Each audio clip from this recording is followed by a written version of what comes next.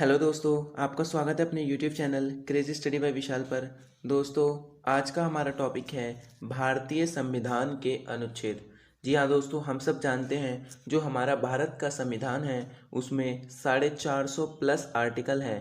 वैसे तो 360 या 61 दिखाता है, लेकिन टोटल सब आर्टिकल मिला के यानी जो उसके उप अनुच्छेद हैं उनको अगर मिलाया जाए तो टोटल 450 प्लस आर्टिकल बैठते हैं। ठीक है दोस्तों, तो आज हम इस वीडियो में वो 450 आर्टिकल भी कवर करेंगे और एक एक आर्टिकल के बारे में मैं आपको डीप में नॉलेज दूंगा ताकि आपको फिर दोबारा कोई वीडियो देखने की ज़रूरत ना पड़े। ठीक है दोस्तों, ये आज की वीडियो बहुत इंटरेस्टिंग रहने वाली है, तो बने रहिए हमारे साथ। और अगर आप इस वीडियो पर नए हैं तो वीडियो को लाइक शेयर और सब्सक्राइब करें, क्योंकि ये वीडियो बहुत मज़ेदार रहने वाली है। तो दोस्तों चलिए स्टार्ट करते हैं आज की वीडियो। दोस्तों, भारतीय संविधान का भाग एक। सबसे पहले दोस्तों, भाग का क्या मतलब है। भाग का मैं आपको सिंपल मतलब बताता हूँ। मान लो आपकी कोई बुक है, ठीक है। बुक में आपके बहुत सारे छोटे छोटे चैप्टर हैं, समझ गए दोस्तों। और उस चैप्टर्स में कुछ पॉइंट हैं। जैसे चैप्टर एक है, चैप्टर एक में पॉइंट है 1.1, 1.2, 1.3। तो दोस्तों, जो हमारा संविधान है वह एक बहुत मोटी किताब है, और उस मोटी किताब को कुछ भागों में यानी उसके कुछ चैप्टर बना दिए गए हैं। अगर सिंपल भाषा में मैं आपको समझाऊं तो उसके कुछ चैप्टर बना दिए गए हैं जिनको भाग एक का है। यानी भाग एक का मतलब चैप्टर 1, भाग 2 का मतलब चैप्टर 3। और वो जो चैप्टर हैं उसमें कुछ सब पॉइंट दिए गए हैं जिनको हम आर्टिकल कहते हैं। जैसे एक्सरसाइज होती है मैथ की 1.1, 1.2, 1.3, वैसे ही भारतीय संविधान एक मोटी किताब है, उसका एक चैप्टर है, और उसमें जो की पॉइंट है यानी जो उसके पॉइंट है 1.1, 1.2, वो उसके आर्टिकल हैं। ठीक है, तो ये है भारतीय संविधान के भाग। यानी दोस्तों अब स्टार्ट करते हैं भारतीय संविधान के भाग एक से। तो भारतीय संविधान का भाग एक कहता है संघ एवं उसका राज्य क्षेत्र। दोस्तों, भारतीय संविधान बताता है कि जो हमारा प्यारा भारत है उसका राज्य क्षेत्र क्या होगा, क्या लिखा गया है, उसकी बाउंड्रीज किस किस राज्य से टच होती है, वो उस भाग एक में लिखा गया है। ठीक है, और जो भाग एक है, भाग एक में आपके टोटल 4 आर्टिकल आते हैं। ठीक है, 4 आर्टिकल देखते हैं कौन कौन से हैं। आर्टिकल एक कहता है भारत राज्यों का संघ है। दोस्तों, वेरी इंपॉर्टेंट आर्टिकल है ये, क्योंकि कई बार ये क्वेश्चन में पूछा जाता है कि भारत राज्यों का क्या है। उसमें बहुत सारे ऑप्शन दे देता है, समूह है, विरासत है ना, ऐसे करके बहुत सारे क्वेश्चन दे देता है। तो इसका जो राइट आंसर होगा वो होगा भारत राज्यों का संघ है, जो कि काफ़ी इंपॉर्टेंट आर्टिकल है। ठीक है, नेक्स्ट आर्टिकल 2 है। आर्टिकल 2 कहता है भारत में नवीन या नए राज्यों का प्रवेश होना। क्या मतलब होगा इसका दोस्तों? इसका मतलब ये होगा कि जो भारत है, अगर किसी और देश का राज्य भारत में आता है यानी भारत उसको सम्मिलित कर लेता है, तो वो इस आर्टिकल के तहत आएगा। यानी ये वाला आर्टिकल इफेक्ट होगा, तब जाके वो बाहर का देश हमारे भारत का हिस्सा बन पाएगा। ठीक है, जैसे एग्जाम्पल दे रखा है इसमें, 35वां संविधान संशोधन 1974 के तहत सिक्किम को भारत में जोड़ा गया था। दोस्तों, जो सिक्किम है, सिक्किम पहले भारत का हिस्सा नहीं था। 35वें संविधान संशोधन 1973 के तहत सिक्किम को भारत में जोड़ा गया। सिक्किम को भारत का राज्य बनाने से पहले वो 1 साल तक असम का सह राज्य बन के रहा था। उसको डायरेक्ट भारत में राज्य नहीं बनाया था, उसको पहले असम के साथ जोड़ा गया, ताकि वो जो कार्य यानी कागजी कार्यवाही चल रही थी उसको पूरा किया जा रहा था।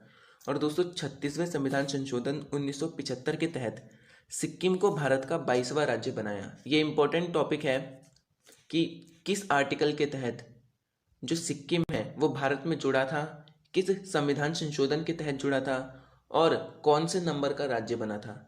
तो आर्टिकल 2 के तहत सिक्किम भारत में जुड़ा था, है ना। 36वां संविधान संशोधन 1975 के तहत जो है सिक्किम भारत में जुड़ा था, और 22वां राज्य बना था सिक्किम भारत का। ठीक है, यानी इससे पहले 21 राज्य और थे हमारे भारत में।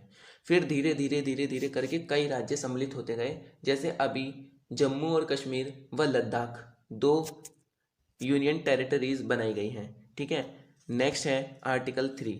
आर्टिकल 3 कहता है भारत की सीमा के अंदर किसी नए राज्य का प्रवेश होना। ये क्या कहता है दोस्तों?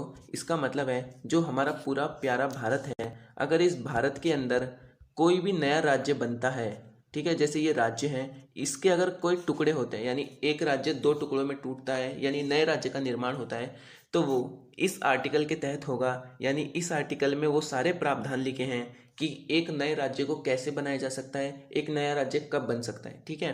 तो इसका राइट आंसर होगा भारत की सीमा के अंदर किसी नए राज्य का बनना, आर्टिकल 3।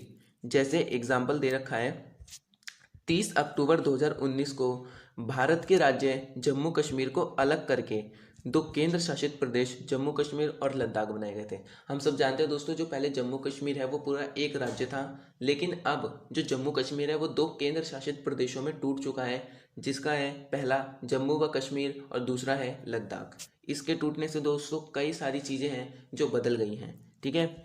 नेक्स्ट क्वेश्चन है आर्टिकल 4। आर्टिकल 4 कहता है अनुच्छेद 1, 2, 3 का पालन करने के लिए किसी संविधान संशोधन की आवश्यकता नहीं है, उसे केवल एक बिल मान के बदला जा सकता है। दोस्तों जो हमारा आर्टिकल 1, आर्टिकल 2, आर्टिकल 3 है, उसको फॉलो करने के लिए कोई संविधान संशोधन की आवश्यकता नहीं है। ये नहीं कि अगर कोई एक राज्य आ रहा है तो हम संविधान संशोधन करें, फिर अगला राज्य आ रहा है तो हम संविधान संशोधन करूँ, नहीं। हम उसको एक बिल मान के उसको सीधा पारित कर सकते हैं, संसद में ले जाके सबसे अप्रूवल दिलवा के हम उसको पारित कर सकते हैं, ठीक है। तो ये संसद को अधिकार है कि वह आर्टिकल 1, 2, 3 में परिवर्तन कर सकती है, वो भी एक बिल मान के, ठीक है। नेक्स्ट भाग 2। दोस्तों जो संविधान का भाग 2 है वो हमें नागरिकता के विषय में बताता है, और इसमें जो है टोटल 5 से लेके 11 आर्टिकल है, यानी 5 से लेके 11 तक इसमें आर्टिकल आते हैं। अब आर्टिकल 5 क्या कहता है, नागरिकता की परिभाषा, यानी जो आर्टिकल 5 है वो हमारी नागरिकता की परिभाषा देता है, ठीक है। आर्टिकल 6 क्या कहता है, विभाजन के समय पाकिस्तान से भारत आने वाले लोगों की नागरिकता के विषय में बताता है। यानी जब हमारे देश का विभाजन हो रहा था 1947 में, तो जो पाकिस्तान से भारत आए थे वो इस आर्टिकल के तहत आए थे, यानी उनका जो प्रावधान है वो इस आर्टिकल में है, ठीक है। आर्टिकल 7 क्या कहता है, विभाजन के समय भारत से पाकिस्तान जाने वाले लोग, यानी दोस्तों जो भारत से पाकिस्तान गए थे, जब 1947 में विभाजन हो रहा था तो लोग पाकिस्तान से भारत आ रहे थे, भारत से पाकिस्तान आ रहे थे, तो उसके विषय में आर्टिकल 6, आर्टिकल 7 में बताया गया है उनकी नागरिकता के विषय में, ठीक है। नेक्स्ट आर्टिकल है इसमें आर्टिकल 8, जो कि भारतीय मूल के लोगों के लिए प्रावधान करता है। भारतीय मूल का मतलब है दोस्तों NRI, यानी नॉन रेजिडेंट इन इंडिया, जो होते भारतीय हैं लेकिन विदेशों में रहते हैं, भारत में उनका आना जाना होता रहता है कभी कभार, तो उनके विषय में जो प्रावधान किए गए हैं वो आर्टिकल 8 में किए गए हैं। आर्टिकल 9 में क्या किया गया है, आर्टिकल 9 में नागरिकता का निलंबन किया गया है। दोस्तों वेरी वेरी इंपॉर्टेंट आर्टिकल है, कई बार क्वेश्चन पेपर में आ चुका है कि किस आर्टिकल के तहत एक व्यक्ति को नागरिकता को निलंबन किया जा सकता है। तो दोस्तों आर्टिकल 9 है वो ये अधिकार देती है कि भारत सरकार चाहे तो किसी भी व्यक्ति की नागरिकता को निलंबित कर सकती है, लेकिन वो ऐसे ही किसी की नागरिकता को निलंबित नहीं करेगी जब तक वह दिवालिया ना हो, जब तक वह देशद्रोही ना हो, या कुछ अन्य काम जो इस आर्टिकल में लिखे हैं वो ना करे, ठीक है। आर्टिकल 10 कहता है नागरिकता का अधिकार, यानी दोस्तों हमारी जो नागरिकता है उसके अधिकारों के बारे में आर्टिकल 10 में लिखा गया है, ठीक है। नेक्स्ट आर्टिकल है आर्टिकल 11। आर्टिकल 11 क्या कहता है, संसद को अधिकार है कि वह नागरिकता कानून में संशोधन कर सकती है। जी बिल्कुल, जो वर्तमान में CAA हुआ था, वर्तमान नहीं मतलब पिछले साल CAA और NRI का जो बहुत केस चल रहा था वो इस आर्टिकल के तहत हुआ था कि जो संसद है वो नागरिकता कानून में संशोधन कर सकती है, और उसने किया था, जिसकी वजह से बहुत हंगामा हुआ था और काफ़ी लोग धरने पर बैठ गए थे, ठीक है। नेक्स्ट है इसमें दोस्तों भारतीय संविधान का भाग 3। दोस्तों भारतीय संविधान का भाग 3 बताता है हमारे मौलिक अधिकारों के बारे में, यानी जो व्यक्ति के मौलिक अधिकार हैं उनको भाग 3 में लिखा गया है, जिसमें बहुत सारे आर्टिकल आते हैं, ठीक है दोस्तों। इसमें कम से कम 12 से 35 आर्टिकल आते हैं, यानी 12 से 35 तक के जो आर्टिकल हैं वो हम इसमें पढ़ेंगे। और दोस्तों ये जो मौलिक अधिकार है इसको USA यानी अमेरिका से लिया गया है। दोस्तों जो हमारे मौलिक अधिकार हैं पहले इसके विषय में जान लेते हैं थोड़ा। मौलिक अधिकार, मौलिक अधिकारों की प्रथम मौखिक मांग किसने की थी, तो इसका राइट आंसर होगा एनी बेसेंट, यानी दोस्तों जो first women president of Indian national Congress थी, उन्होंने फर्स्ट मौखिक मांग की थी मौलिक अधिकारों की। लेकिन औपचारिक यानी ऑफिशियल यानी लिखित, ये मांग की थी मोतीलाल नेहरू ने 1928 में नेहरू रिपोर्ट के अंदर। ठीक है। और दोस्तों कराची में 1931 में कांग्रेस का अधिवेशन हो रहा था, तो जो कांग्रेस थी उसने अपना हाथ खड़ा किया कि उनको फंडामेंटल राइट चाहिए। उन्होंने डिमांड की कि हमें क्या चाहिए, फंडामेंटल राइट्स चाहिए। उसके बाद गांधी जी 1931 में लंदन में द्वितीय गोलमेज सम्मेलन में गए, जहां पर उन्होंने मौलिक अधिकारों की बात रखी, लेकिन उनकी बात किसी ने नहीं सुनी और वह असफल रहे। फिर स्वतंत्रता आंदोलन की तेजी को देखते हुए अंग्रेज हार गए और 1945 में उन्होंने पंडित तेज बहादुर सप्रू समिति का गठन किया, जिसमें हमें मौलिक अधिकार प्रदान किए गए। ठीक है, तो 1945 में हमें मौलिक अधिकार प्रदान किए गए थे। ठीक है, अब चलो देखते हैं दोस्तों आर्टिकल 12 क्या कहता है। आर्टिकल 12 कहता है राज्य की परिभाषा, यानी जो राज्य की परिभाषा है वो आर्टिकल 12 कहता है। इतना इम्पोर्टेंट नहीं है, आने वाले इम्पोर्टेंट होंगे। आर्टिकल 13 क्या कहता है, संसद को अधिकार है कि वह मौलिक अधिकारों की मूल संरचना को परिवर्तन किए बिना संशोधन कर सकती है। तो संसद है वह मौलिक अधिकारों की मूल संरचना को परिवर्तित किए बिना उनमें संशोधन या परिवर्तन कर सकती है। ठीक है, अब जो है दोस्तों इसमें समानता का अधिकार आ रहा है, और समानता का जो अधिकार है उसमें 14 से 18 आर्टिकल हैं, यानी 14 से 18 आर्टिकल तक हमें समानता के बारे में बताया गया है। ठीक है, आर्टिकल 14 क्या कहता है, आर्टिकल 14 कहता है विधि के समक्ष समानता, यानी दोस्तों जो कानून है, कानून के समक्ष सबको इक्वल माना जाएगा, केवल दो व्यक्ति को छोड़ के, भारत के राष्ट्रपति और राज्यों के गवर्नर, जिनको आर्टिकल 361 के तहत विशेष प्रावधान देते हुए इसमें सम्मिलित नहीं किया गया। यानी भारत के राष्ट्रपति और राज्यों के गवर्नर को भारत का नागरिक माना जाएगा, लेकिन एक समान नागरिक नहीं माना जाएगा, उनको कुछ स्पेशल पावर्स दी गई है। ठीक है, नेक्स्ट आर्टिकल है आर्टिकल 15, जिसमें कहा गया है धर्म, जाति, मूल वंश, लिंग और जन्म स्थान के आधार पर भेदभाव नहीं किया जा सकता। यानी दोस्तों इन सब चीज़ों के आधार पर आप भेदभाव नहीं कर सकते। ठीक है, आर्टिकल 16 क्या कहता है, आर्टिकल 16 लोक नियोजन के अवसर, रोजगार की समानता उपलब्ध कराना। यानी दोस्तों जो लोक नियोजन यानी जो कार्य करने के जो अवसर हैं वो समान अवसर उपलब्ध कराना। ऐसा नहीं कि किसी वर्ग के लोगों को ज़्यादा पोस्ट दे देना और किसी वर्ग के लोगों को कम पोस्ट देना। जो संविधान में लिखा हुआ है उसके तहत उनको पोस्ट का बंटवारा करना होगा।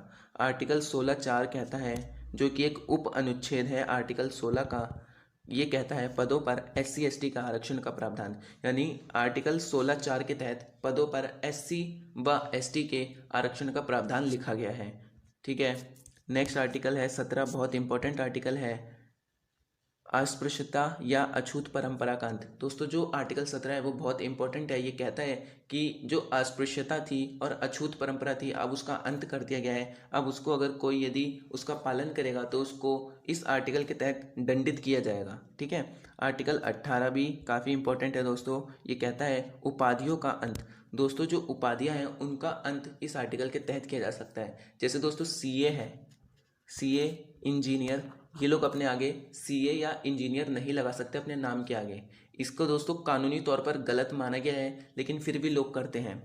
इसमें दोस्तों कुछ लोगों को, यानी जो आर्टिकल 18 है, आर्टिकल 18 में कुछ लोगों को छूट दी गई है। जैसे जो रक्षा का क्षेत्र होता है हमारा डिफेंस सेक्टर, जैसे मेजर, कर्नल, जनरल, इन सबको छूट दी गई है कि ये अपने नाम के आगे लगा सकते हैं। जैसे मेजर लिखना है ना, कर्नल लिखना ही लिख सकते हैं। और दोस्तों जो डॉक्टरेट होते हैं, यानी डॉक्टर नहीं दोस्तों, डॉक्टर भी नहीं लगा सकते, डॉक्टरेट जो PhD करते हैं वो अपने नाम के आगे ये डॉक्टरेट लगा सकते हैं। ठीक है, नेक्स्ट आर्टिकल है इसमें दोस्तों आर्टिकल 19, जो कि हमारे स्वतंत्रता का अधिकार देता है। दोस्तों स्वतंत्रता का अधिकार हमारे 19 से 22 आर्टिकल तक है।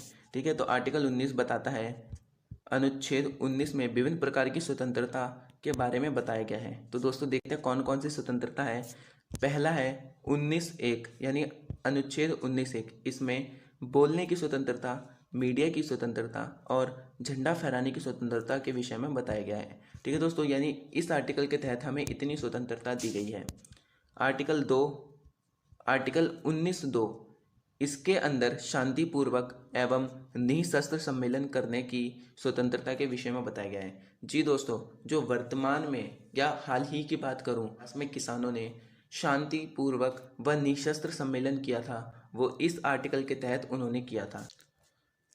नेक्स्ट आर्टिकल है आर्टिकल 19(3). 19(3) बताता है दोस्तों संघ या समूह बनाने की स्वतंत्रता, यानी जो भारत है, भारत में हम कहीं भी संघ या समूह बना सकते हैं, ठीक है। 19(4) कहता है भारत में कहीं भी विचरण करने की स्वतंत्रता, यानी दोस्तों पूरा जो हमारा प्यारा भारत है, हम पूरे प्यारे भारत में कहीं भी जा सकते हैं, ठीक है। उत्तर दक्षिण पूर्व पश्चिम किसी भी दिशा में हम जा सकते हैं, हमें नहीं रोका जा सकता। आर्टिकल 19(5) कहता है भारत में कहीं भी निवास करने की स्वतंत्रता, यानी दोस्तों जो हमारा प्यारा भारत है हम उसमें कहीं भी निवास कर सकते हैं, ठीक है। अब दोस्तों जो आर्टिकल 20 है, आर्टिकल 20 कहता है अपराध में दोष सिद्धि के संदर्भ में संरक्षण दिया गया है, यानी दोस्तों जब कोई अपराधी अपराध कर देता है तो उसके लिए भी कुछ प्रावधान किए गए हैं, यानी वो अपना दोष सिद्ध कर सके, जैसे अपने लिए वकील चुन सके, अगर एक न्यायालय ने उसको फैसला सुना दिया तो उससे बड़ी न्यायालय में अपील कर सके, ठीक है दोस्तों। ये इस आर्टिकल के तहत आता है। Article 21 very very important article है दोस्तों, प्लीज़ इसको थोड़ा ध्यान से लेना। आर्टिकल 21 कहता है प्राण एवं देह की स्वतंत्रता है, जीवन जीने की स्वतंत्रता है और एकांतता का अधिकार है, यानी राइट टू प्राइवेसी, ठीक है दोस्तों। जो आर्टिकल 21 है वो हमें ये सारे अधिकार प्रदान करता है, जिसमें इंपॉर्टेंट है राइट टू प्राइवेसी, प्राण एवं देह की स्वतंत्रता और जीवन जीने की स्वतंत्रता, ठीक है। कोई हमसे ये अधिकार नहीं छीन सकता, ये हमारा मौलिक अधिकार है। आर्टिकल 21 जो काफ़ी महत्वपूर्ण है, आर्टिकल 21 भी इम्पोर्टेंट है दोस्तों। आर्टिकल 21 कहता है इसको 88वां संविधान संशोधन 2002 के तहत जोड़ा गया था। इसमें लिखा है 6 से 14 वर्ष के बच्चों के लिए मुफ्त एवं अनिवार्य शिक्षा का प्रावधान है, यानी दोस्तों जो 6 से 14 वर्ष के हमारे नन्हे मुन्ने बच्चे हैं हमें उनको शिक्षा देनी चाहिए जब तक वह अपनी उम्र 14 वर्ष तक ना कर ले, ये अनिवार्य शिक्षा है। उसके बाद भी माता पिता का कर्तव्य होता है कि वे अपने बच्चों को पढ़ाएं लिखाएं, उनका जीवन सुधारें, ठीक है। आर्टिकल 22 कहता है गिरफ्तारी के संदर्भ में संरक्षण। दोस्तों जब व्यक्ति की गिरफ्तारी होती है तो उसके लिए भी कुछ संरक्षण किए गए हैं, यानी उसके लिए भी कुछ छूट दी गई है जो आर्टिकल 22 में है। अब दोस्तों आर्टिकल 23 जो शोषण के विरुद्ध अधिकार में आता है, यानी दोस्तों जो शोषण का विरुद्ध अधिकार है उसमें दो आर्टिकल हैं, आर्टिकल 23 और आर्टिकल 24। तो आर्टिकल 23 क्या कहता है? आर्टिकल 23 कहता है मानव तस्करी व बलात् श्रम पर प्रतिबंध, यानी दोस्तों जो मानव तस्करी यानी ह्यूमन ट्रैफिकिंग होती है उस पर, और बलात् श्रम यानी जबरन जो काम करवाते हैं, बंधुआ मजदूरी जो होती थी दोस्तों पहले, उस पर आर्टिकल 23 के तहत प्रतिबंध लगा दिया गया है। यदि अगर उसे कोई करेगा तो उसको दंडित किया जाएगा इस आर्टिकल के तहत, ठीक है। आर्टिकल 24 क्या कहता है? बाल श्रम पर प्रतिबंध का प्रावधान। तो दोस्तों जो बाल श्रम है हमने पढ़ा था 21A में, जो 6 से 14 वर्ष के बच्चे हैं उनको अनिवार्य शिक्षा देना ही माता पिता का कर्तव्य है और वो उनका अधिकार है। तो इस आर्टिकल 24 में जो बाल श्रम है उस पर प्रतिबंध है, उनको आर्टिकल 21 में पढ़ाइए लिखाइए और उनका जीवन सुधारिए, ठीक है। अब है दोस्तों आर्टिकल 25, और आर्टिकल 25 में आता है धार्मिक स्वतंत्रता का अधिकार, यानी जो धार्मिक यानी धर्म चुनने की स्वतंत्रता है दोस्तों वो इस आर्टिकल के तहत है, और इसमें 25 से लेके 28 आर्टिकल आते हैं, ठीक है। तो आर्टिकल 25 कहता है भारत में किसी भी धर्म एवं उसके रिवाजों को मानने की स्वतंत्रता है, ठीक है दोस्तों। जो आर्टिकल 25 है वो ये बताता है कि आप भारत में, प्यारे भारत में किसी भी धर्म को अपना सकते हैं, चाहे आप किसी भी धर्म के हो फिर भी आप कोई भी अपना धर्म अपना सकते हैं। आर्टिकल 26 कहता है धार्मिक कार्यक्रम एवं धार्मिक सम्मेलन करने की स्वतंत्रता, यानी आर्टिकल 26 के तहत धार्मिक कार्यक्रम व धार्मिक सम्मेलन करने की स्वतंत्रता है, ठीक है दोस्तों। आर्टिकल 27 क्या कहता है? आर्टिकल 27 कहता है भारत में प्रत्येक धार्मिक आय को कर फ्री माना जाएगा। जो भारत की जो मंदिर होते हैं, मस्जिद होते हैं, उनमें जो चंदा जाता है दोस्तों उस पर कोई टैक्स नहीं लगता, वो कर फ्री होती हैं, जो इस आर्टिकल के तहत हैं, ठीक है दोस्तों। आर्टिकल 28 में लिखा हुआ है दोस्तों भारत के किसी भी शैक्षणिक संस्थान में धार्मिक शिक्षा नहीं दी जा सकती। दोस्तों मतलब जो पहले गुरुकुल होते थे, है ना, और कई मदरसे होते थे, उसमें कोई धार्मिक शिक्षा नहीं दी जा सकती। लेकिन इसी आर्टिकल में एक एक्सेप्शन दे रखा है, जो भारत के अल्पसंख्यक हैं उनको अधिकार है कि वे अपने लिए धार्मिक शैक्षणिक संस्थान स्थापित कर सकता है। अल्पसंख्यक का मतलब होता है दोस्तों जिनकी संख्या भारत में कम है, यानी कुछ ही हिस्से में वो लोग रहते हैं, वो अपने लिए धार्मिक या शैक्षणिक संस्थान स्थापित कर सकते हैं जो उनको पढ़ाएगी। ठीक है। नेक्स्ट आर्टिकल है दोस्तों आर्टिकल 29, और इसके अंदर आता है संस्कृति एवं शैक्षणिक अधिकार, यानी सांस्कृतिक व शैक्षणिक अधिकार आता है, जिसके अंदर दो आर्टिकल हैं, आर्टिकल 29 व आर्टिकल 30। आर्टिकल 29 कहता है कि संस्कृति प्राप्त करने का अधिकार है, यानी प्रत्येक व्यक्ति को भारत की संस्कृति प्राप्त करने का अधिकार है, चाहे वह भारत का व्यक्ति हो या ना हो। ठीक है। आर्टिकल 30 कहता है कि शिक्षा प्राप्त करने का अधिकार है। दोस्तों जो 21A पढ़ा था, जिसमें लिखा था 6 से 14 वर्ष के बच्चों को अनिवार्य शिक्षा देना माता पिता का कर्तव्य है, तो उसी में आर्टिकल 30 आता है जो कहता है कि शिक्षा प्राप्त करने का अधिकार है। ठीक है दोस्तों, ये बच्चों का अधिकार है, उनसे ये अधिकार ना छीना जाए।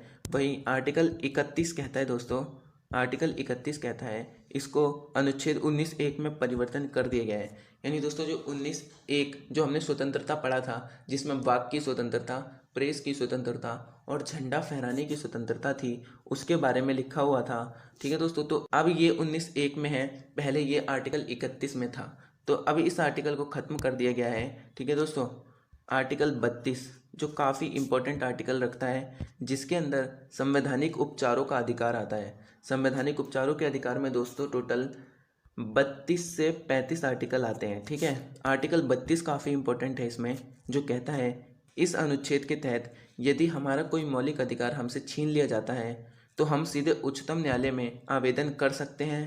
ठीक है दोस्तों, हम सीधे उच्च न्यायालय में आवेदन कर सकते हैं, है ना। इसके तहत सुप्रीम कोर्ट 5 तरह के रिट या परमादेश या समादेश जारी करता है। रिट का मतलब दोस्तों सम्मन से होता है। ठीक है।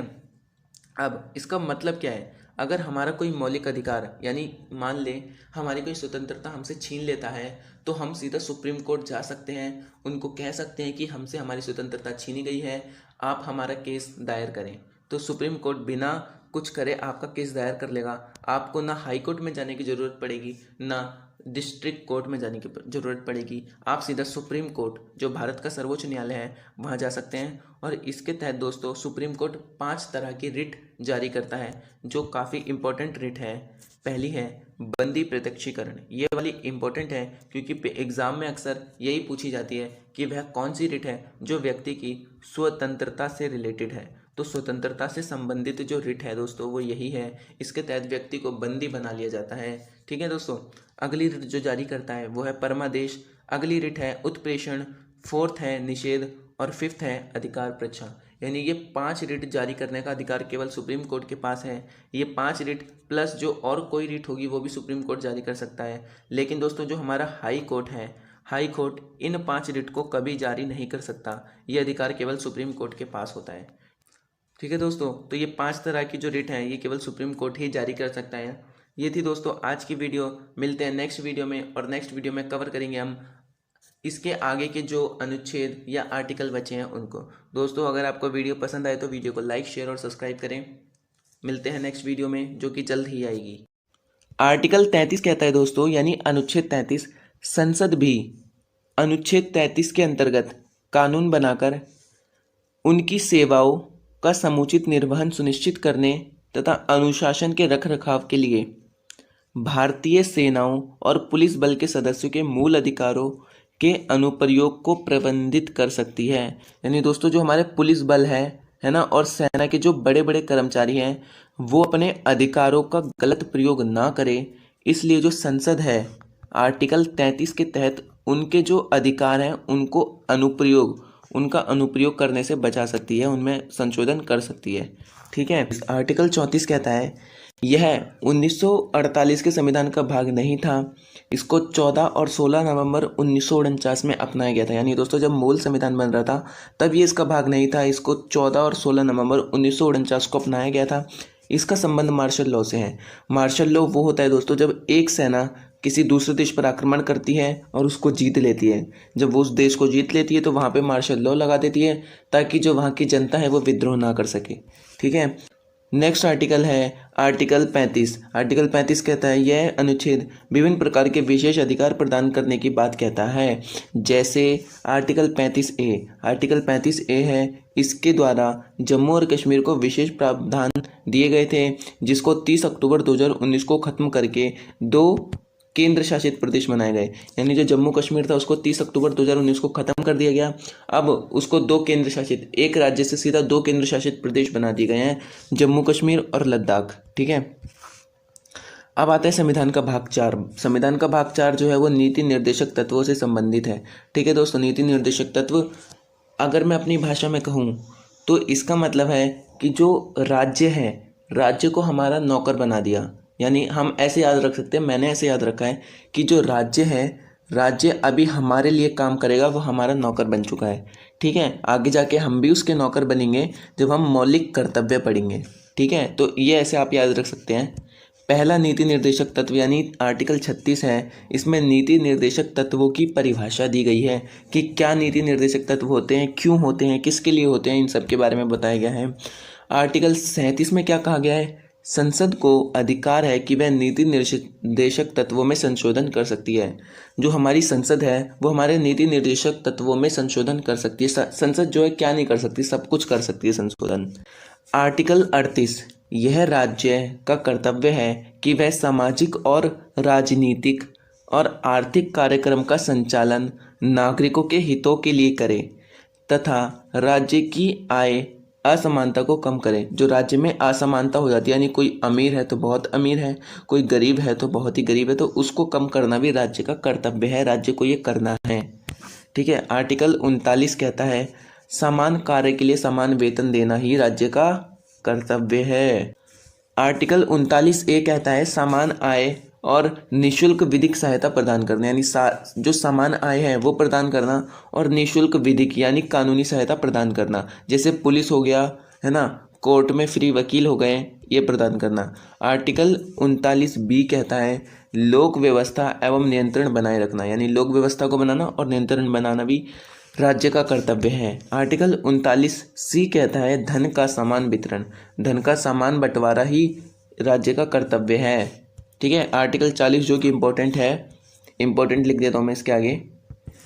अनुच्छेद 40 या आर्टिकल 40 कहता है प्रत्येक राज्य में पंचायती राज का प्रावधान होना चाहिए। ये बहुत इंपॉर्टेंट आर्टिकल है जिसमें पूछा गया है किस आर्टिकल के तहत पंचायती राज का होना ज़रूरी है, तो वो आर्टिकल 40 है। आर्टिकल 41 आ रहा है जो कह रहा है कि कार्य पाने का अधिकार, यानी जो राज्य में जितने भी लोग हैं सबको कार्य पाने का अधिकार है और सरकार सबको कार्य प्रोवाइड करवाए। आर्टिकल 42 कहता है कार्य करने के लिए मानवीय दशाएं देना भी राज्य का कर्तव्य है, यानी जो कार्य करते हैं व्यक्ति उसके लिए मानवीय दशाएं जैसे स्वच्छ पानी, स्वच्छ भोजन प्रोवाइड कराना भी राज्य का कर्तव्य है। आर्टिकल 43 कार्य करने के लिए न्यूनतम मजदूरी या मेहनताना देना भी राज्य का कर्तव्य है। अगर आप किसी मजदूर से काम करवा रहे हैं और आप उसको न्यूनतम मेहनताना या जो उसकी मजदूरी है वो नहीं दे रहे हैं तो वो इस आर्टिकल के तहत इफेक्ट होता है। आर्टिकल 44 कहता है राज्य का कर्तव्य है कि वह समान नागरिक संहिता लागू करे। जो राज्य है वो समान नागरिक संहिता यानी सब नागरिकों को एक माने, वो कहता है आर्टिकल 44।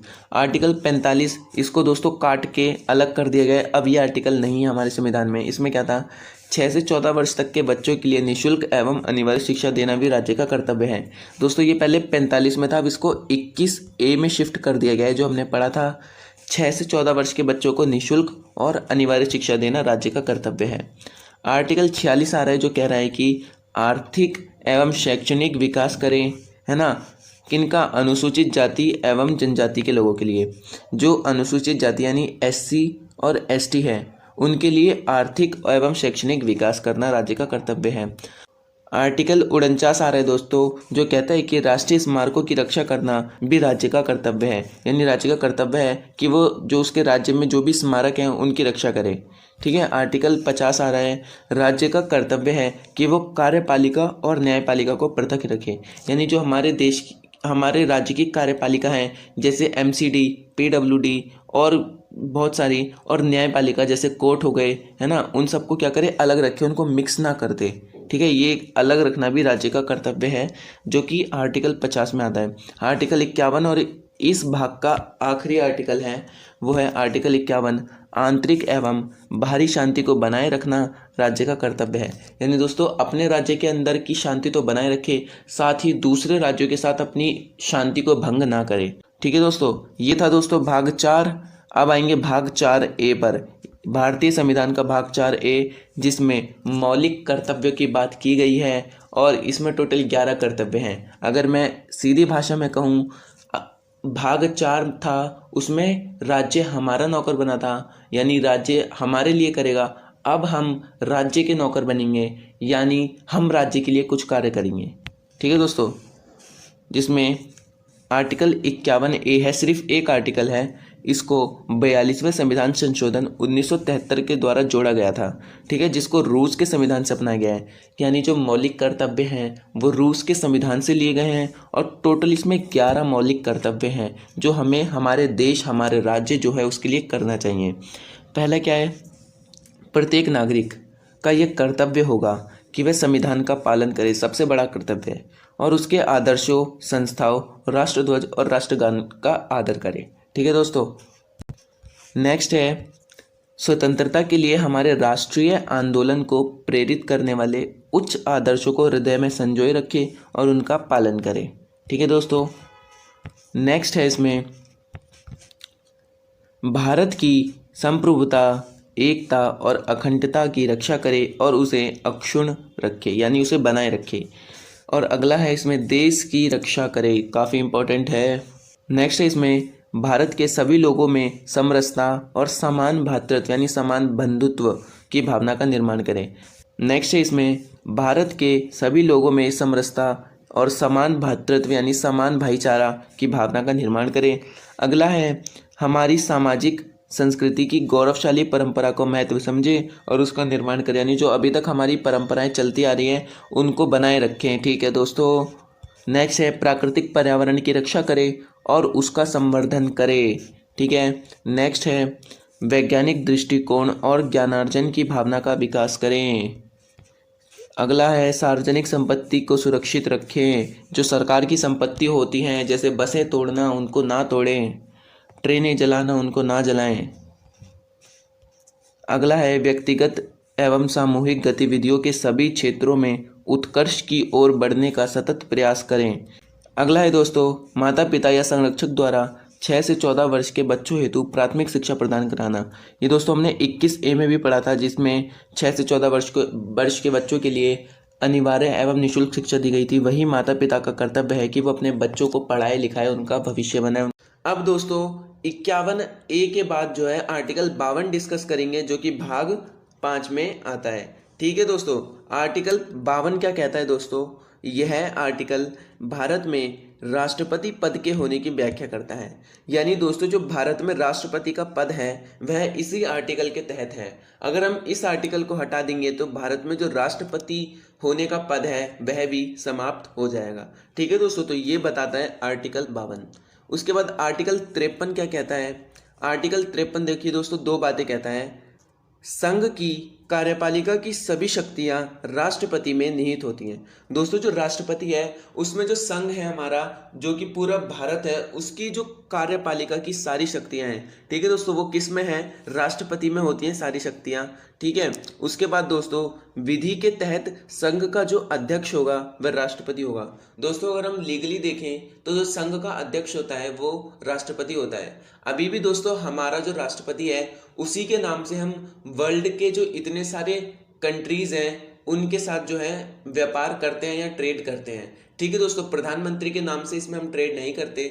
जो भारत का राष्ट्रपति है उसी के नाम से, उसी के सिग्नेचर होते हैं दोस्तों, तभी जो है हम कोई चीज खरीदते हैं या बेच पाते हैं। ठीक है दोस्तों, आर्टिकल 54 कहता है दोस्तों राष्ट्रपति का चुनाव इसी आर्टिकल में आता है। दोस्तों जो राष्ट्रपति का चुनाव होता है कि राष्ट्रपति जो है चुनाव की एक प्रक्रिया द्वारा नियुक्त किया जाएगा, वो इसी आर्टिकल के तहत बताया गया है। और ये काफ़ी बड़ा आर्टिकल है, इसीलिए मुझे इसको शॉर्ट में लिखना पड़ा। वैसे ही आपके एग्जाम में नहीं आएगा, लेकिन अपनी नॉलेज के लिए दोस्तों आपको याद रखना है। आर्टिकल 55 जो कि काफ़ी इंपॉर्टेंट आर्टिकल है। आर्टिकल 55 दोस्तों कहता है राष्ट्रपति के चुनाव की विधि इस आर्टिकल के तहत आती है। दोस्तों जो राष्ट्रपति का चुनाव होता है वह किस विधि के द्वारा होता है, वो इस आर्टिकल में आती है, जो कि एकल संक्रमणीय अप्रत्यक्ष मतदान प्रणाली द्वारा होता है। दोस्तों ये थोड़ा गलत हो गया, इसको आप अप्रत्यक्ष कर लेना। एकल संक्रमणीय अप्रत्यक्ष मतदान प्रणाली द्वारा दोस्तों जो है इसका चुनाव होता है। ठीक है दोस्तों, तो ये जो है दोस्तों ये इंपॉर्टेंट है, आप इसको याद रख लेना कि किस विधि के तहत दोस्तों राष्ट्रपति का चुनाव होता है। तो दोस्तों जो ये मतदान प्रणाली है, एकल संक्रमणीय अप्रत्यक्ष मतदान प्रणाली, इसके द्वारा ही राष्ट्रपति का चुनाव होता है। उसके बाद दोस्तों आर्टिकल 56 कहता है राष्ट्रपति के कार्यकाल के बारे में। इस आर्टिकल में बताया गया है राष्ट्रपति शपथ ग्रहण करने से 5 वर्ष तक का संघ का प्रमुख होता है। यानी दोस्तों राष्ट्रपति का जो कार्यकाल होता है, कितने साल के लिए वह नियुक्त होगा, वो इस आर्टिकल में भर भर के लिखा हुआ है। ठीक है दोस्तों, उसके बाद जो है राष्ट्रपति ना दोस्तों से लेके 5 वर्ष तक का जो है संघ का प्रमुख होता है। यानी जिस दिन वो शपथ लेगा उसके 5 वर्ष तक वह संघ का प्रमुख कहलाएगा। ठीक है दोस्तों, उसके बाद दोस्तों आर्टिकल 57 भी आता है। इसमें दोस्तों लिखा है प्रोविजन ऑफ री इलेक्शन ऑफ प्रेसिडेंट, यानी प्रेसिडेंट का जो दोबारा से चुनाव होता है वो इसी आर्टिकल के तहत आता है। ठीक है दोस्तों, आर्टिकल 58 कहता है दोस्तों राष्ट्रपति के पद के लिए जितनी भी योग्यताएं होती हैं वह इस आर्टिकल में बताई गई हैं कि राष्ट्रपति के पद के लिए आपके पास क्या क्या होना चाहिए। दोस्तों आप भी जो है राष्ट्रपति बन सकते हैं, बस आप इन सारी चीज़ों को फॉलो करने चाहिए। ठीक है दोस्तों, सबसे पहली योग्यता दोस्तों इसमें होती है भारत का नागरिक होना चाहिए। कोई भी व्यक्ति दोस्तों अगर सरकारी काम कर रहा है तो उसे भारत का नागरिक जरूर होना चाहिए। उसके बाद दोस्तों इसकी आयु कम से कम 35 वर्ष होनी चाहिए। कम से कम दोस्तों 35 वर्ष होगी तभी वो प्रेसिडेंट पद के लिए अप्लाई कर सकेगा। ठीक है दोस्तों, उसके बाद दोस्तों लाभ के पद पर नहीं होना चाहिए। ठीक है दोस्तों, उसके बाद पागल या दिवालिया भी नहीं होना चाहिए। ठीक है दोस्तों, उसके बाद वह लोकसभा का सदस्य बनने योग्य होना चाहिए, यानी वह ये सारी चीज़ें फॉलो करनी चाहिए तभी वो राष्ट्रपति पद के लिए अप्लाई कर सकता है। ठीक है दोस्तों, उसके बाद तो जो है राष्ट्रपति को अपने लिए कुछ वोट भी हासिल करने होते हैं, जैसे लोकसभा के 50 मेंबर जो हैं उस पर साइन करने चाहिए या राज्यसभा के। ठीक है दोस्तों, तो बहुत सारी चीज़ें होती है राष्ट्रपति से रिलेटेड। आगे देखते हैं। उसके बाद दोस्तों आर्टिकल 59 आता है जो कि कहता है राष्ट्रपति के कार्यालय की शर्त। दोस्तों जो राष्ट्रपति का कार्यालय होगा वो कहाँ होगा उसके बारे में भी आर्टिकल में लिखा गया है। कहाँ होना चाहिए दोस्तों, सबसे पहले राष्ट्रपति कार्यालय सदैव राष्ट्रीय राजधानी और सर्वोच्च न्यायालय के समीप होना चाहिए। ठीक है दोस्तों, यानी जो भारत की राजधानी है और जो सुप्रीम कोर्ट है, सर्वोच्च न्यायालय है, उसके पास होना चाहिए। राष्ट्रपति संसद के किसी भी सदन का सदस्य नहीं होना चाहिए।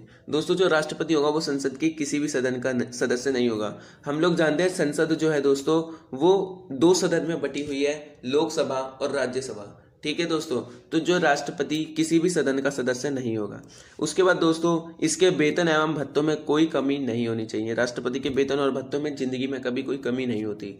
ठीक है दोस्तों, उसके बाद दोस्तों जो है travel allowance and government resident जो है इसको प्राप्त होता है, जो कि हम सब जानते हैं राष्ट्रपति भवन में जो है राष्ट्रपति रुकता है। ठीक है दोस्तों, जहां पर राष्ट्रपति भवन में सबसे पहले लॉर्ड इरविन रहा था। लॉर्ड इरविन दोस्तों हमारा वायसराय था और यह जो है राष्ट्रपति भवन में रहा था 1926 से लेके 1931 तक। ठीक है दोस्तों, उसके बाद दोस्तों आर्टिकल 60 आता है जो कि काफ़ी इंपॉर्टेंट है अभी आने वाले 2 आर्टिकल। आर्टिकल 60 कहता है दोस्तों राष्ट्रपति के शपथ लेने की व्याख्या इस आर्टिकल में की गई है। ठीक है दोस्तों, तो जो राष्ट्रपति शपथ लेता है वो इसी आर्टिकल के तहत लेता है। में पूछा जा चुका है कि किस आर्टिकल के तहत राष्ट्रपति जो है शपथ लेता है। ठीक है दोस्तों, तो जो आर्टिकल 60 है उसके द्वारा राष्ट्रपति शपथ लेता है और जो भारत का मुख्य न्यायाधीश होता है यानी सुप्रीम कोर्ट का जो सुप्रीम जज होता है, प्रमुख जज होता है, वो इसको शपथ दिलाता है। ठीक है दोस्तों, ऐसा नहीं है कि पुराना राष्ट्रपति दिलाता होगा, वो नहीं है। जो भारत का मुख्य न्यायाधीश होता है वो इसको शपथ दिलाता है राष्ट्रपति को। ठीक है, उसके बाद दोस्तों अगला इंपॉर्टेंट आर्टिकल है आर्टिकल 61 जो कि राष्ट्रपति पर महाभियोग होने का दावा करता है। यानी दोस्तों जो राष्ट्रपति है, राष्ट्रपति को उसके पद से निकाल देना ही महाभियोग कहलाता है। ठीक है दोस्तों, उसका जो 5 वर्ष का कार्यकाल है उसके पूरे होने से पहले ही राष्ट्रपति को उसके पद से निष्कासित करवा देना या कर देना महाभियोग कहलाता है। दोस्तों जब राष्ट्रपति पर महाभियोग लगता है ना, तो उसका जो केस संभालता है वो अटॉर्नी जनरल ऑफ इंडिया। ठीक है दोस्तों, आपने नाम सुना होगा, ये कई ने पहली बार सुना होगा लेकिन मेनली सबने सुना है। अटॉर्नी जनरल ऑफ इंडिया दोस्तों भारत का जो राष्ट्रपति होता है उस पर जब महाभियोग लगता है तो उसका जो केस है दोस्तों वो यही संभालता है। दोस्तों ये जो अटॉर्नी जनरल ऑफ इंडिया होता है ये हमारा सर्वोच्च विधि अधिकारी होता है और ये अंतर्राष्ट्रीय न्यायालय में जो है हमारा एडवोकेट होता है। ठीक है दोस्तों, आर्टिकल 62 की बात करते हैं दोस्तों। राष्ट्रपति का रिक्त पद पुनः 6 महीनों के भीतर भरा जाना चाहिए। यानी दोस्तों जो आर्टिकल 62 है वह ये कहता है कि राष्ट्रपति का पद जो है वो 6 महीने के भीतर भर जाना चाहिए। ठीक है दोस्तों, आर्टिकल 63 की बात करते हैं। आर्टिकल 63 भारत का एक उपराष्ट्रपति होगा इसके संबंध में व्याख्या करता है। यानी आर्टिकल 52 जो है दोस्तों वो राष्ट्रपति के बारे में बताता है, आर्टिकल 63 जो है दोस्तों वो उपराष्ट्रपति के बारे में बताता है। ठीक है दोस्तों, ये आर्टिकल आपको याद रखना है, काफ़ी इंपॉर्टेंट है। उसके बाद दोस्तों आर्टिकल या अनुच्छेद 64 आता है जो कि कहता है भारत का उपराष्ट्रपति संसद के उच्च सदन का पदेन सभापति होता है। ठीक है दोस्तों, जो उपराष्ट्रपति होता है वो संसद का जो उच्च सदन, दोस्तों हम जानते हैं संसद में 2 सदन होते हैं, लोकसभा राज्यसभा। लोकसभा को दोस्तों निम्न सदन कहते हैं और राज्यसभा को उच्च सदन कहते हैं। तो उच्च सदन का जो पदेन सभापति होता है वो कौन होता है? उपराष्ट्रपति। ठीक है दोस्तों, आर्टिकल 65 की बात करेंगे। आर्टिकल 65 कहता है दोस्तों राष्ट्रपति की अनुपस्थिति में उपराष्ट्रपति ही राष्ट्रपति का कार्यभार संभालेगा। यानी दोस्तों जिस समय भारत में भारत का राष्ट्रपति नहीं होगा तो जो उपराष्ट्रपति होता है वह ही राष्ट्रपति के सारे काम करता है, उसको सारी पावर दी जाती है। ठीक है दोस्तों, उसके बाद आर्टिकल 66 कहता है दोस्तों इसमें उपराष्ट्रपति का निर्वाचन की व्याख्या की गई है। दोस्तों जो उपराष्ट्रपति का निर्वाचन होता है वो आर्टिकल 66 के तहत होता है। इसके बारे में पूरी व्याख्या जो है लिखी गई है। इतना इंपॉर्टेंट नहीं है, आपको याद करने की जरूरत नहीं है, बस समझने की जरूरत है। ठीक है दोस्तों, उसके बाद दोस्तों आर्टिकल 67 आता है जो कि कहता है इसमें उपराष्ट्रपति के कार्यकाल की व्याख्या की गई है जो कि 5 वर्ष होता है। ये भी दोस्तों आपको याद करने की जरूरत नहीं है, बस समझ लेना कि जो उपराष्ट्रपति का कार्यकाल होता है वो भी 5 वर्ष होता है और जो अभी हमने पढ़ा था कि राष्ट्रपति का कार्यकाल वो भी 5 वर्ष का होता है। ठीक है दोस्तों, उसके बाद दोस्तों आर्टिकल 67A आता है, आर्टिकल 67A। इस अनुच्छेद के अंतर्गत उपराष्ट्रपति अपना त्यागपत्र राष्ट्रपति को दे सकता है। काफी इंपॉर्टेंट आर्टिकल है दोस्तों। ये पूछा जाता है कि किस आर्टिकल के तहत उपराष्ट्रपति अपना त्यागपत्र, अपना रिजाइन लेटर जो है राष्ट्रपति को दे सकता है। तो आर्टिकल 67A के तहत जो है उपराष्ट्रपति अपना रिजाइन जो है राष्ट्रपति को देता है। ठीक है दोस्तों, उसके बाद दोस्तों आता है आर्टिकल 67B। आर्टिकल 67B दोस्तों ये कहता है इसके अंतर्गत उपराष्ट्रपति का पद से निष्कासन के बारे में बताया गया है कि उपराष्ट्रपति का पद का निष्कासन है वो किस किस तरह हो सकता है। ठीक है दोस्तों, इसी आर्टिकल में दोस्तों जो है उपराष्ट्रपति की योग्यताएं भी बताई गई है कि क्या क्या योग्यताएं होनी चाहिए उपराष्ट्रपति बनने के लिए। सबसे पहला वह भारत का नागरिक होना चाहिए। आयु दोस्तों जो उसकी एज है वो कम से कम 35 वर्ष होनी चाहिए। दोस्तों कभी कभार जो है एज से भी पूछ लेता है कि राष्ट्रपति बनने के लिए न्यूनतम आयु कितनी चाहिए। तो दोस्तों न्यूनतम आयु जो है 35 वर्ष चाहिए। अगर व्यक्ति 35 वर्ष का नहीं होगा तो वो उपराष्ट्रपति या राष्ट्रपति पद के लिए अप्लाई नहीं कर सकता। उसके बाद दोस्तों लाभ के पद पर ना हो। ठीक है दोस्तों, जो राष्ट्रपति उपराष्ट्रपति है वो लाभ के पद पर ना हो। उसके बाद वह राज्यसभा का सदस्य बनने की योग्यता रखता हो। यानी दोस्तों जो राज्यसभा है उसका जो है सदस्य बनने की योग्यता रखनी चाहिए। ठीक है दोस्तों, होना नहीं चाहिए, मतलब इसमें दोस्तों सदस्य होना नहीं चाहिए, बस योग्यता रखता हो। ठीक है दोस्तों, उसके बाद दोस्तों आर्टिकल 68 आता है। आर्टिकल 68 कहता है दोस्तों उपराष्ट्रपति के पद में रिक्ति को भरने के लिए निर्वाचन करने और समय और आकस्मिक रिक्ति को भरने के लिए निर्वाचित व्यक्ति की पदावधि। दोस्तों ये आर्टिकल इतना इंपॉर्टेंट नहीं है, बस आपको ये समझना है कि ये आर्टिकल कहता है उपराष्ट्रपति का दोस्तों जो रिक्त पद है उसको जल्दी भरने के लिए और निर्वाचन में समय और आकस्मिक रिक्ति को भरने के लिए निर्वाचित व्यक्ति की पदावधि करनी चाहिए जो इन सारे कामों को देखे। ठीक है दोस्तों, उसके बाद आर्टिकल 69 आता है दोस्तों। ये काफ़ी इंपॉर्टेंट आर्टिकल है, ये कई बार पूछा जा चुका है। उपराष्ट्रपति की शपथ। दोस्तों उपराष्ट्रपति की शपथ जो है आर्टिकल 69 में आती है ना दोस्तों। और जो उपराष्ट्रपति को शपथ है वह राष्ट्रपति द्वारा दिलाई जाती है। ठीक है दोस्तों, इसमें आपको कंफ्यूज नहीं होना है। राष्ट्रपति को शपथ दिलाता है भारत का मुख्य न्यायाधीश। उपराष्ट्रपति को शपथ दिलाता है राष्ट्रपति। ठीक है दोस्तों, तो ये जो है आपको याद रखना है। आर्टिकल 69 काफ़ी इंपॉर्टेंट आर्टिकल है। उसके बाद आर्टिकल 70 आता है दोस्तों, अनुच्छेद 70, अन्य आकस्मिकताओं में राष्ट्रपति के कर्तव्यों का निर्वहन। दोस्तों अगर कभी आकस्मिकता पड़े, कभी इमरजेंसी पड़े, तो जो राष्ट्रपति के कर्तव्य होते हैं उसका निर्वहन जो है उपराष्ट्रपति करेगा। ठीक है दोस्तों, उसके बाद दोस्तों आर्टिकल 71 आता है, अनुच्छेद 71 71, उपराष्ट्रपति की रिक्त पद पुनः ये तुरंत भरा जाना चाहिए। दोस्तों जो उपराष्ट्रपति का रिक्त पद है वो तुरंत भरा जाना चाहिए। उपराष्ट्रपति के निर्वाचन को यह कहकर रद्द नहीं किया जा सकता कि वह संसद में कम सदस्य मौजूद थे।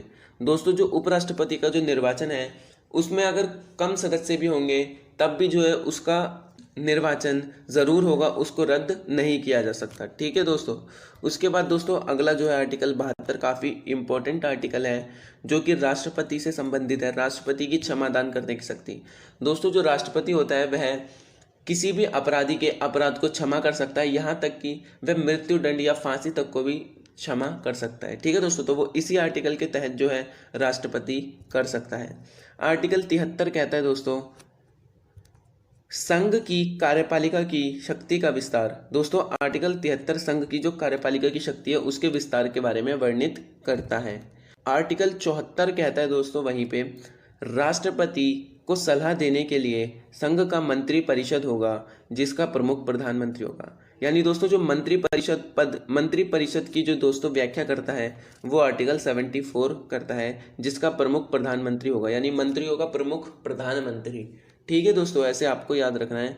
आर्टिकल 75 है दोस्तों, आर्टिकल 75 कहता है प्रधानमंत्री की नियुक्ति राष्ट्रपति द्वारा तथा मंत्री परिषद की नियुक्ति प्रधानमंत्री की सलाह पर राष्ट्रपति करता है। दोस्तों ये लाइन तो आप क्लियर समझ गए होंगे कि प्रधानमंत्री की जो नियुक्ति है दोस्तों राष्ट्रपति के द्वारा की जाती है। ऐसा नहीं है कि दोस्तों सीधा राष्ट्रपति आया और किसी को भी उठा के प्रधानमंत्री बना देगा।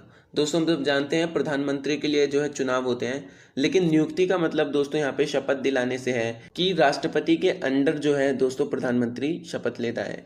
ठीक है दोस्तों, और जो बाकी मंत्री परिषद की नियुक्ति जो है दोस्तों वो प्रधानमंत्री की सलाह पर राष्ट्रपति करता है। ठीक है दोस्तों, जिन जिन व्यक्ति को प्रधानमंत्री बोलेगा कि इनको मंत्री बनाना है, राष्ट्रपति उन्हीं लोगों को मंत्री बनाएगा, वह अपनी तरफ से कुछ नहीं करता। ठीक है दोस्तों, ये थे दोस्तों आज के आर्टिकल, और इसके आगे की जो आर्टिकल है दोस्तों वो आने वाली वीडियो में जल्द ही करेंगे।